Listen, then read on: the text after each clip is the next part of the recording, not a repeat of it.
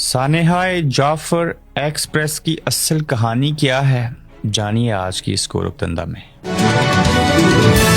جعفر express حملے کے بعد بازیاب ہونے والے مسافروں کی زبانی حیران کن حقائق۔ مشتاق محمد جو 3 نمبر بوگی میں موجود تھے، انہوں نے مچ اسٹیشن پہنچ کر ان تفصیلات سے آگاہ کیا ہے۔ انہوں نے بتایا کہ اس حملے کا آغاز ایک بہت بڑے دھماکے سے ہوا۔ اسی ٹرین کی بوگی نمبر 7 میں موجود اسحاق نور اپنی اہلیہ اور 2 بچوں کے ہمراہ کوئٹہ سے راولپنڈی جا رہے تھے۔ دھماکہ اتنا شدید تھا کہ ٹرین کی کھڑکیاں اور دروازے ہل کر رہ گئے اور میرا ایک بچہ جو کہ میرے قریب ہی بیٹھا ہوا تھا نیچے گر گیا۔ مشتاق کے مطابق اس کے بعد فائرنگ شروع ہوئی۔ فائرنگ کے 1 گھنٹہ تک جاری رہی۔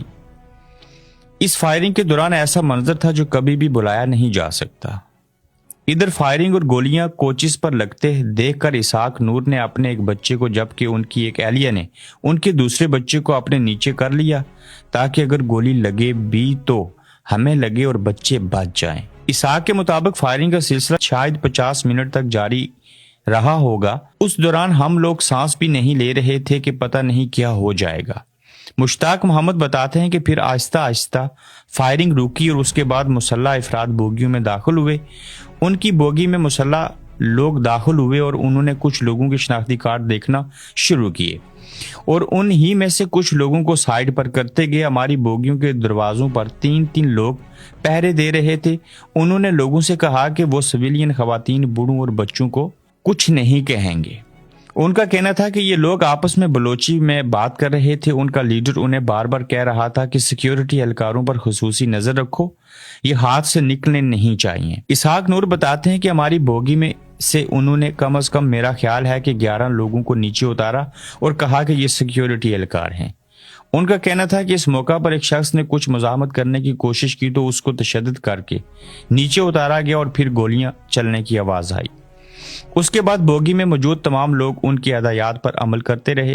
اسحاق نور کا کہنا تھا کہ شام کے وقت انہوں نے کہا کہ ہم بلوچوں، عورتوں، بچوں اور بڑے عمر کے لوگوں کو رہا کر رہے ہیں۔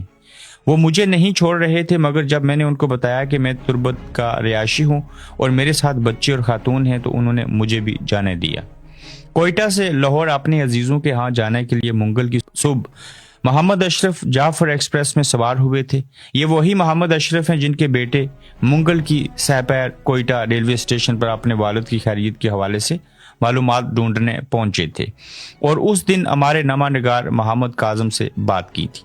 محمد اشرف نے پہلے مچ سے فون پر اور پھر کوئٹہ ریلوے اسٹیشن میں براہ راست BBC سے بات کی اور حملے کی جگہ سے پنیر اسٹیشن تک کے سفر کے بارے میں بتایا۔ محمد اشرف کے مطابق شدت پسندوں کی جانب سے بوڑھوں، عام شہریوں، خواتین اور بچوں کو جانے دیا گیا اور پھر ان کا پنیر اسٹیشن کا طویل پیادل سفر شام کے وقت شروع ہوا۔ انہوں نے کہا کہ پنیر اسٹیشن تک ہم 3 سے 3.5 گھنٹے میں بہت مشکل سے پہنچے کیونکہ تھکاوٹ بھی تھی اور ساتھ جوان بچیاں، خواتین اور بزرگ بھی تھے۔ زیادہ تر لوگ سامان چھوڑ کر آئے تھے جبکہ کچھ سامان ساتھ لے آ رہے تھے، جس پر میں نے انہیں کہا کہ یہاں جان بچانا مشکل ہو رہا ہے۔ بہرحال کچھ ضعیف آدمی تھے، انہیں ہم لوگوں نے کندھوں پر اٹھایا اور کرتے کرتے یہاں تک پہنچے۔ انہوں نے بتایا کہ مسافروں میں بہت زیادہ خوف تھا، قیامت کا منظر تھا۔ محمد اشرف کہتے ہیں کہ میرے اندازے کے مطابق وہ شدت پسند 200-250 کے قریب افراد کو اپنے ساتھ لے گئے تھے اور ان کی تعداد بھی 100-125 کے قریب تھی۔ اسی طرح بہاولپور جانے والے مسافر بشیر اپنی اہلیہ اور 2 بچوں کے ساتھ سفر کر رہے تھے۔